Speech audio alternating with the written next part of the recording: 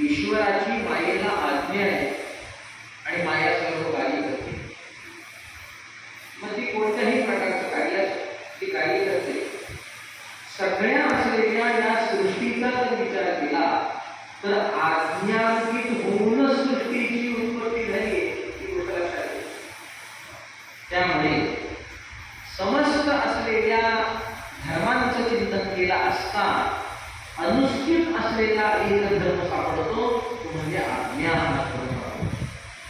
ब्राह्मणा सुद्धा आज्ञा वेदाची, क्षत्रिया सुद्धा आज्ञा वेदाची, वैश्या सुद्धा आज्ञा वेदाची, शूद्रा सुद्धा आज्ञा वेदाची, वर्णबाह्य सुद्धा आज्ञा वेदाची. पायुसा तप शम दम याच्यात राहिलं पाहिजे. सत्य दान याच्यात त्यांनी राहावं हे समजताना असलेली वेदाची आज्ञा आहे. आज्ञा हा अनुष्ठित धर्म श्रेष्ठापासून कनिष्ठापर्यंत, उत्तमापासून अधमापर्यंत हा चालत आलेला आहे. मुख्य धर्माचं चिंतन केलं तर आज्ञा हा धर्म आहे. आणि आज्ञा हा धर्म आहे म्हटल्यानंतर धर्म प्रतिष्ठा जर करावी ठरली तर त्या धर्म प्रतिष्ठेची असलेली सुरुवात कुठून केली पाहिजे? रामचरित्र सांगून देतं आज्ञेपासून. गोमातेची विनवणी विष्णूला आज्ञा विरोध झाली आणि भगवंताचा अवतार. समस्त असलेली लीला म्हणजे पित्याची आज्ञा, गुरूंची आज्ञा हे सगळं आपल्याला ज्ञान आहे. त्यामुळे त्याचा विस्तार आपल्या करण्याची गरज नाही. हे सगळे असलेल्या आज्ञेनी भगवान श्रीरामाचं वर्तन वशिष्ठांच्या आज्ञेने झालेली बरीचशी कामं रामचरित्रात कशी येतात. विश्वामित्राची आज्ञा आहे आणि अस्वराचं निर्धारण आहे. आणि सीता माता सुद्धा ही आज्ञांकितच आहे. राम जसं सांगतील त्या पद्धतीतच राहणं हे त्यांचं काम आहे. इतर भवनांचा विचार करा. लक्ष्मण सुद्धा आज्ञेच्या बाहेर आहे. नाही, आज्ञेच्या बाहेर विष्णूंनी एका अवतार घेतलाय तेवढीच एक आज्ञा आणि अवतार धरला. भरत काय, शत्रुघ्न काय हे आज्ञांकित आहे. आज्ञेची मूर्तिमंत रूप आहे. प्रत्यक्ष मूर्ती आज्ञेची म्हटलं तर हे चार जण. आणि अजून मोठं रूप काय, कळस काय आज्ञेचा. महारुद्र हनुमान हा कळस आहे. इतर बाजूला आणि ह्याचं पारडं बाजूला. रामाचं पारडं थोडं कमी पडेल असं म्हणा, अलंकारिक भाषेत म्हणा. हनुमंताचं पारडं जड आहे. रामापेक्षा राम भक्ताचा महिमा जास्ती आहे. त्यामुळे मी असं म्हणतो कोणत्याही कमी अधिक शक्तीच्या दृष्टीने मी म्हणत नाही. महिमा त्यांचा असा, सिद्धांत त्यांचा असा, अंतःकरण त्या ईश्वराचा असा. त्यामुळे हे सगळे घडतात. सगळ्या असलेल्या या महत्तम असलेल्या देवतेच्या अवताराकडे जेवढे आपण पाहू तेवढी एकही एक गोष्ट लक्षात येते, आज्ञा आणि आज्ञा. अन्य काही लक्षात येते. आज्ञेला दुसरा शब्द आहे आवेश, शांभवी येते. इतर काही आज्ञा हा धर्म आहे आणि त्या धर्माने युक्त असतो तोच भक्त असतो. अन्य पुढे तुकाराम महाराजांचं वचन, तुका म्हणे शेष सेवीन आवडी वचन मुळी जोडी वेजे. कुणी बोललेलं मी बोललेलं वचन मोडत नाही असं म्हणतात. त्या तुकाराम महाराज तुम्ही बोललेलं वचन मी मोडत नाही असं आहे. मौन वाणी ती शिष्याच्या ठिकाणी असणं, भक्ताच्या ठिकाणी असणं, ईश्वराच्या समोर, उपास्याच्या समोर, श्रीगुरूंच्या समोर असणं आणि विवेकपूर्ण प्रश्नाच्या वेळीच मौन वाणीचा त्याग होणं हा त्याचा धर्म आहे.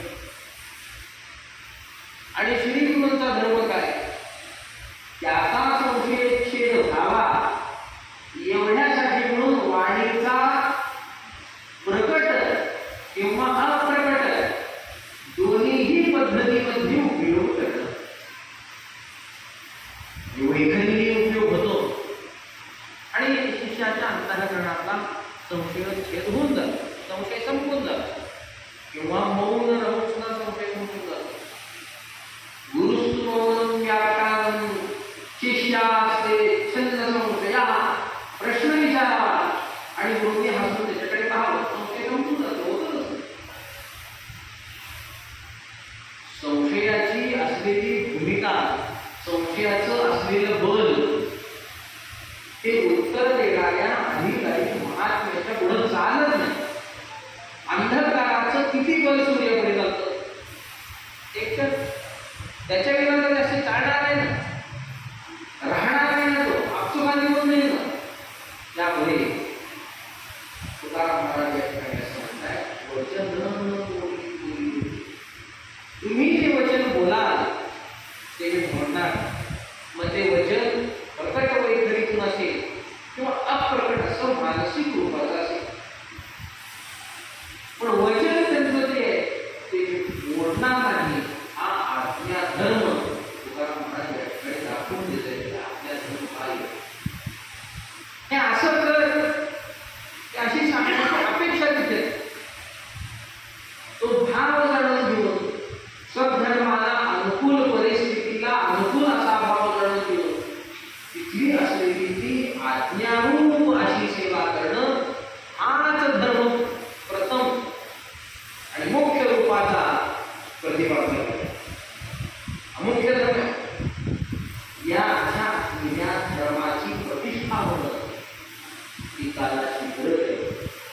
आणि ती कालाची गरज आणि ती धर्म प्रतिष्ठा करण्यासाठी मर्यादा पुरुषोत्तमाचा अवतार. रामनवमी मध्यान्हाला भगवान श्रीरामाचा अवतार. चारीही असलेली भावंड ती नवमी आणि दशमीच्या योगावर प्रगट झाली. रामनवमीला माध्यान्नी रामरायाचा अवतार आहे. दशमीच्या पहाटे भरताचा अवतार आहे. आणि दशमीच्या दुपारी ते माध्यान्नीच लक्ष्मण आणि शत्रुघ्न या यमलांचा म्हणजे जुळ्यांचा अवतार. इतर दोन्ही आणि दशमी हाच तो काय केलं. एक क्षणाने जरी नंतर जन्माला आलेला असला तरी मोठा आणि कनिष्ठ भाव निर्माण.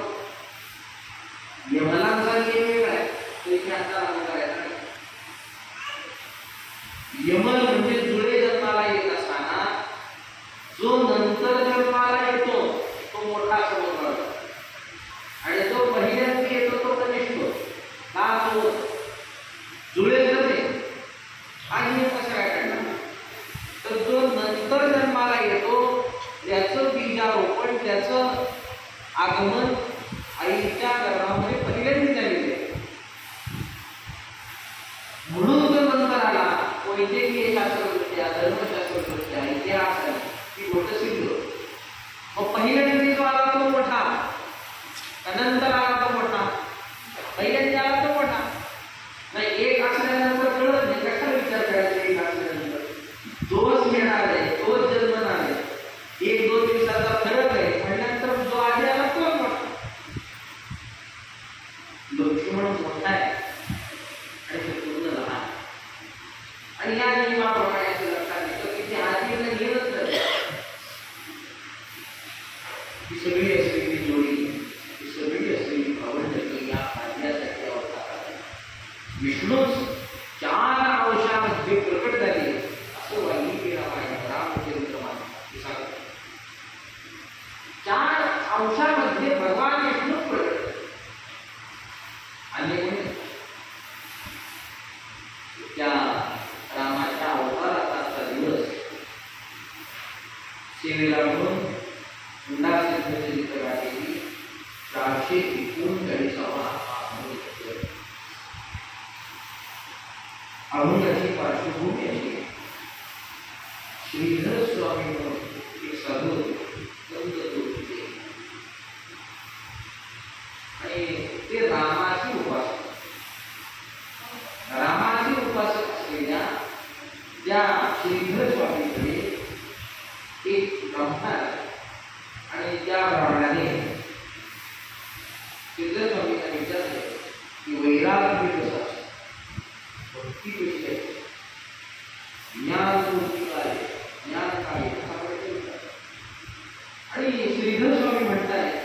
सांगून कळणार.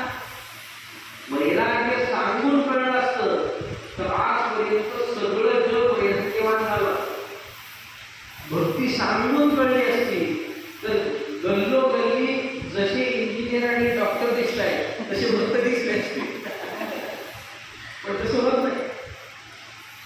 साखरेची कोणी सांगून कळली असती, कारखाने निर्माण झाले असते ना, दाखवूनच कळते, बघूनच कळते, अनुभवाला घेतल्याशिवाय प्रकटच होत नाही. असली तरी श्रीधर स्वामींच्या मनात प्रश्न विचारला, खरे साधू आहे, मग सांगण्यावर विश्वास नाही, अनुभव देण्यावर विश्वास आहे. सत्य असलेल्या साधूची ही रीती. तरी सांगितलं की असं नको, तुला तिथे जा आणि त्यांना प्रश्न कर, हे सांगितलं तुला काय सांगायचं. तो ब्राह्मण आला, महाराजांचं सगळं सुरू काय काय त्या सगळ्याचं वर्णन या अभंगाच्या मागे. महाराजांना स्मरण होतं या प्रसंगामध्ये श्रीधर स्वामींची ब्राह्मण म्हणून ते स्मरण होते की आपण या श्रीधर स्वामींकडे गेलो होतो आणि तिथे आपल्याला रामाचं दर्शन करतो. तो राम कसा आहे, त्या रामाचं स्वरूप काय ते महाराज आठवत आहे आणि त्या रामाला पाहताय आणि त्या स्वरूपाचं वर्णन आपल्याला. विरक्ती काय, भक्ती काय, ज्ञान काय हे त्या ब्राह्मणाला कळायचं होतं. ते कळलं सगळं. जसं करायचं होतं तसं कळलं. असं नाही महाराजांपाशी कळलं असं नाहीये आणि श्रीधर स्वामीपाशी जाऊन कळलं असंही नाहीये. कळायचं त्यावेळी त्याला कळलंय, पाठवाहून केलेला कळलं. दृढता त्याची ज्यावेळी निर्माण व्हायची त्यावेळी ती निर्माण होईल. बघितलं त्यांनी, प्रत्यक्ष अनुभवलं त्यांनी, एका महात्म्याची प्रशस्तीपत्र दिलं ना, दाखवून दिलं हे असं आहे म्हणून. हेची ती विरक्ती, हेची ती भक्ती, हेची ज्ञानमूर्ती प्रत्यक्ष नाही, प्रत्यक्ष आहे. वाचेतला विषय प्रत्यक्ष होईलच असं काय. आता दूर असलेला विषय जर अवगत करावयाचा ठरला तर वाचेही अवगत होतो, पण परोक्ष रूपाने अवगत होतो. त्याचा बोध परोक्ष रूपाने होतो. पुण्यामध्ये आमचे काका राहतात, कोण काका कशी दिसतात माहिती, हे आमचे काका पुढं शब्दाने नाही काम केलं. सन्निध असलेल्या वस्तूच्या संबंधाने अपरोक्ष ज्ञानाची भूमिका शब्द बजावतो.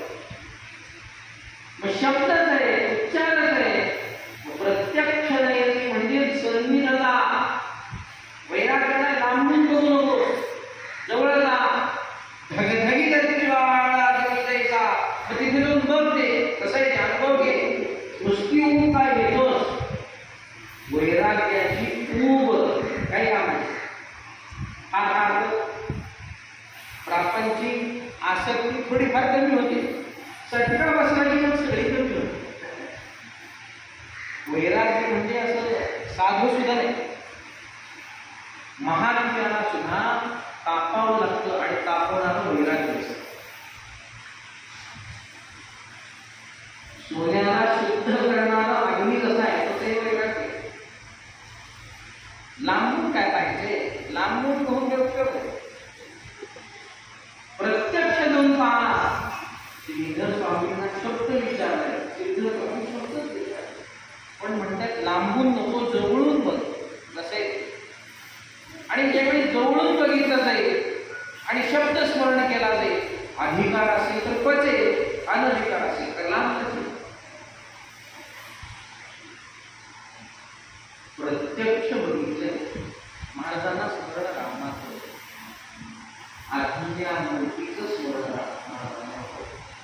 तो राम होतो कसा, राम काय, तिच्या रामाचं दर्शन रामनवमीच्या दिवशीच महाराजांना झालं. रामनवमीचा उत्सव महाराजांनी केला. खरंच रामनवमीचा दिवस आला, भजन करीत होते. खूप मंडळी होती.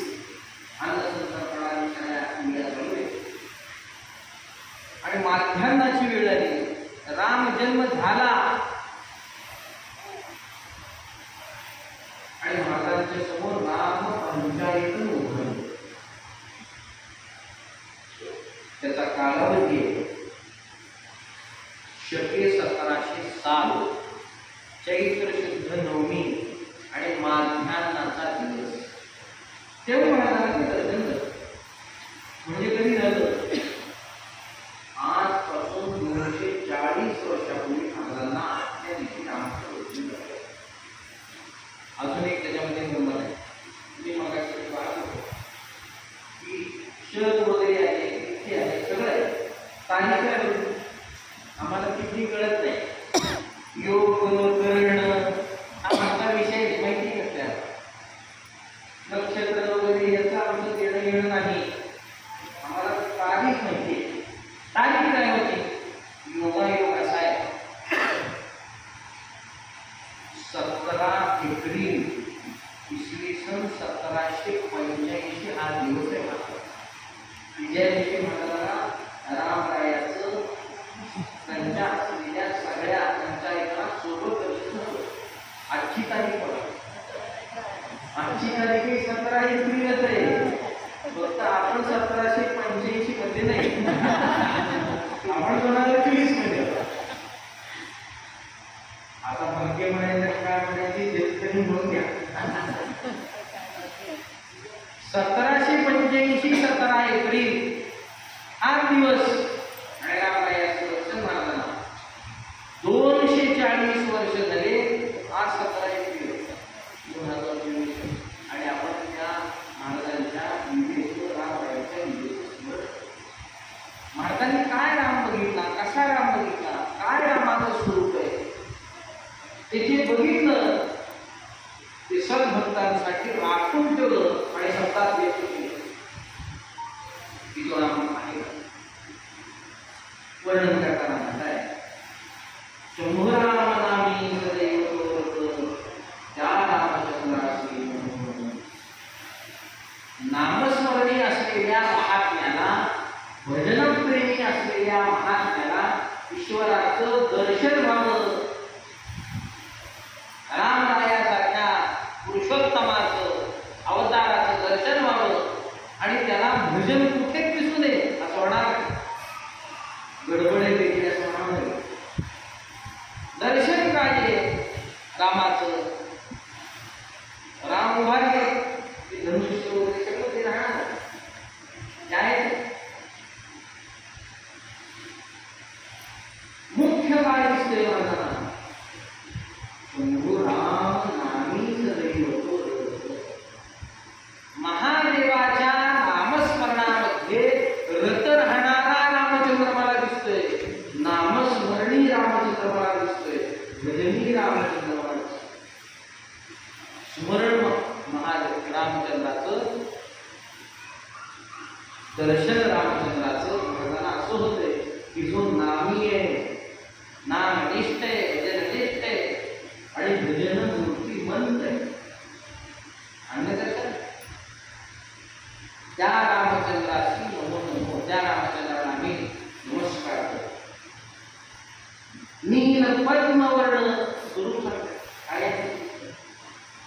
कमलपत्र नेत्र, डोळे सुद्धा त्याचे कमलाप्रमाणे आहे. कमलपत्राक्ष म्हणजे सुंदर असे डोळे. सुंदरतेची व्याख्या करत असताना आणि जेवढी डोळ्यांचा विषय, नेत्राचा विषय येतो तेवढी कमलपत्राक्ष असंच म्हटले. अनेक पुराण सुद्धा सौंदर्याची व्याख्या करते, सौंदर्याची लक्षणं सांगते आणि पुरुष सौंदर्याची लक्षणं सांगते. आणि त्याच्यात कमलपत्राक्षच म्हणते. काय म्हणतो कमलपत्राक्ष? उत्तर कमलपत्राक्ष म्हणजे कमलाचं स्मरण आहे का नाही? कमळाचं स्मरण होतं का होत नाही? होतं. कमळ कसं आहे? कुठे का असेल ना,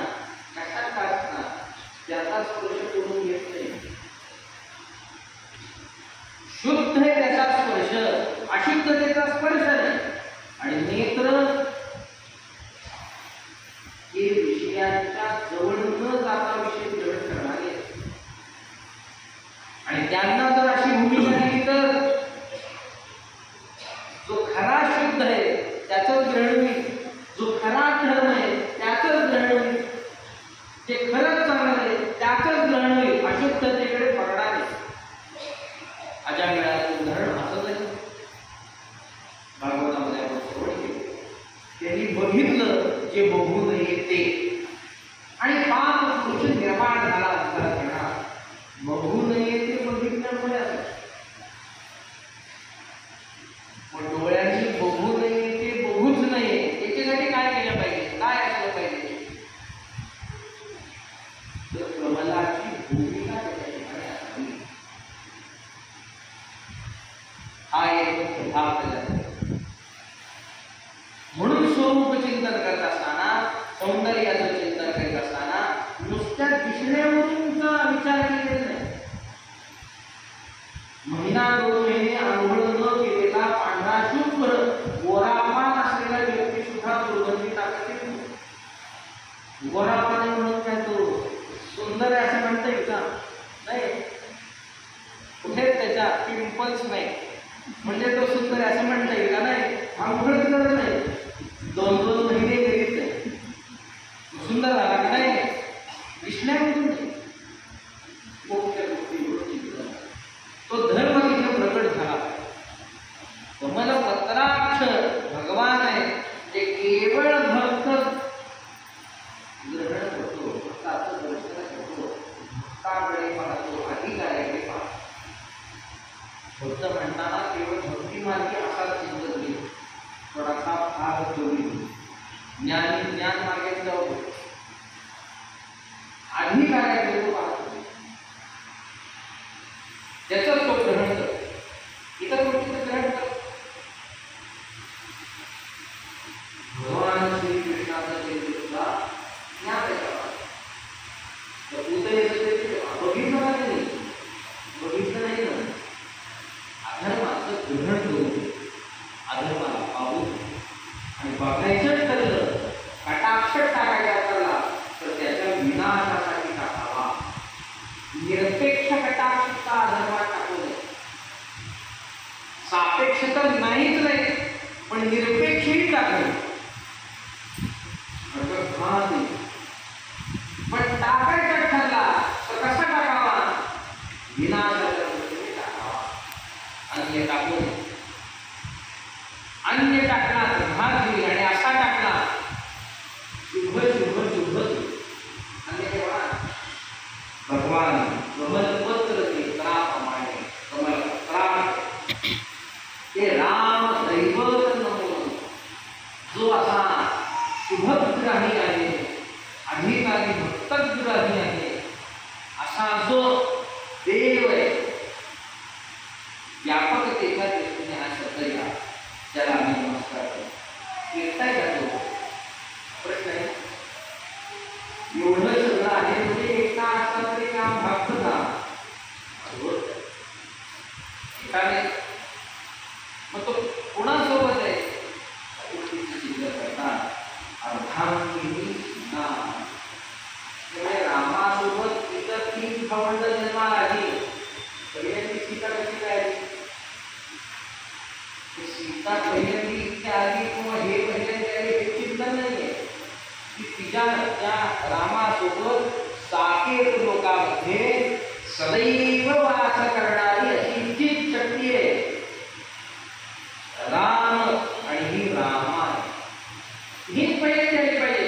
अन्याचं तिथे स्थान निर्माण भाग रामरायांचं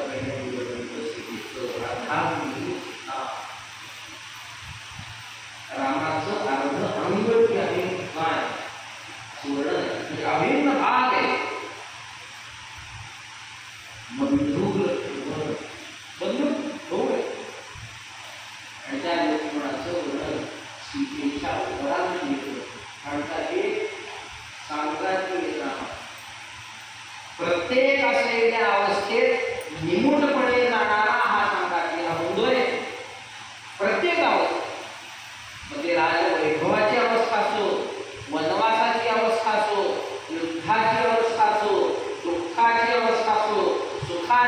अवस्थाचो काही अवस्थाचो सोबती हा आहे.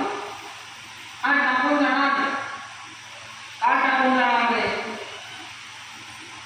वशिष्ठाने जेवढे लक्ष्मणाला पाहिलं तेवढे त्यांचं वाक्य आहे की हा बलदंड आहे, हा बलवान आहे, हा मोठा दिसतोय, हा शुभ लक्षण आहे. कोण याचं नाव बल आहे ना तो. शक्तिमानाला टाकून सगळे राहते का? नियम आहे. जो बलवान असतो, पैलवान असतो, त्याची शक्ती घरात राहते. पैलवान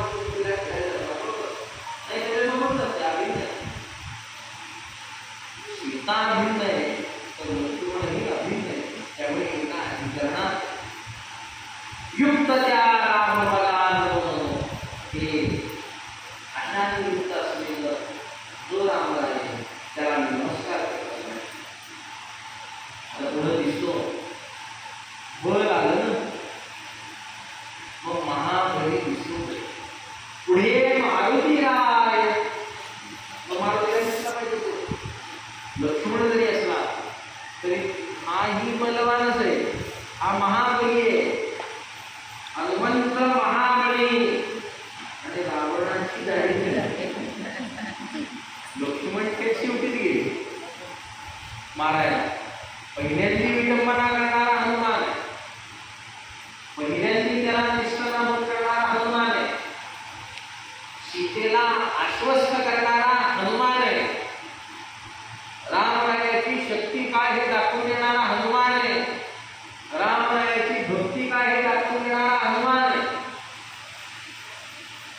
तो पुण्यात आहे, पुढं बसून पाहतोय. पुढे मारुती राय, भरत आणि शत्रुघ्न मारुतीच्या नंतर आहे. हे स्वरूप आहे, हे पंचायत आहे. काय दिसतंय नाताला? रामराय थांबलेले, सीतामाई थांबलेली, लक्ष्मण थांबलेला आहे आणि पुढ्यामध्ये मारुती राय आहे, भरत शत्रुघ्न असे 6 जण पंचायत रूपामध्ये.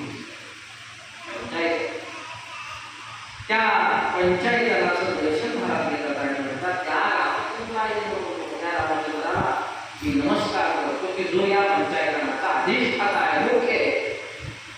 कशासाठी करतो, का म्हणून करतो? उत्तर देतात रामध्यानाची पातकांचा नाश आळू सुख सर्वेश मुंडा म्हणे. पातकांचा नाश होतो. कुठल्या पातकांचा नाश होतो? पातक मोजका रूपाने चित्तातच राहतात, दुसरीकडे राहतात. मग काय करावं आम्ही? काय करतोय आम्ही? ध्यान करतोय. ध्यान करतोय. ध्यान करतोय. कुठं ध्यान करतो? नाही ध्यान कुठं होते? ध्यान आत होते, चित्तात होते, अंतःकरणामध्ये जो बघितला तो आम्ही साठवून घेतो, त्याला संस्कार आम्ही ठेवतोय.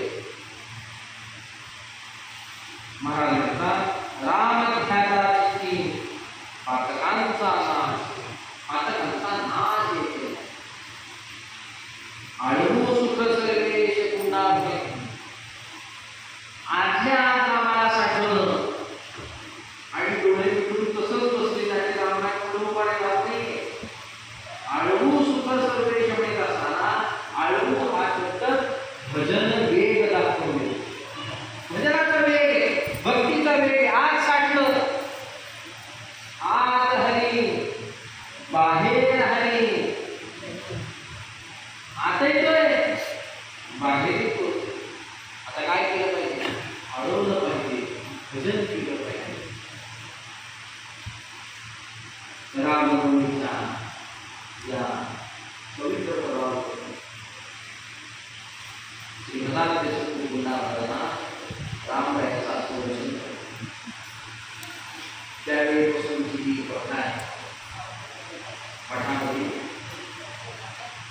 240-45 वर्षापासून हा उत्सव ही परंपरा रामनवमी असते. त्याच्या मागे होत असेल त्याची कल्पना आहे. भारतापासून ती गोष्ट होते याची मात्र निश्चिती होती. ती आजही होती. राम जन्म साजरा करणं पुन्हा वाटतं, असा वाटतं ही गोष्ट विधीप्रमाणे रामनवमीच्या निमित्ताने महाराजांची काही सेवा, ते रामरायाची काही सेवा करण्याचं प्रयोजन ते म्हणतात. महाराजांच्या आशीर्वादाची सेवा म्हणून झालेली सेवा मायबाबू विठ्ठलीच्या चरणी, सद्गुरूजी पुन्हारावांच्या चरणी, रामरायाच्या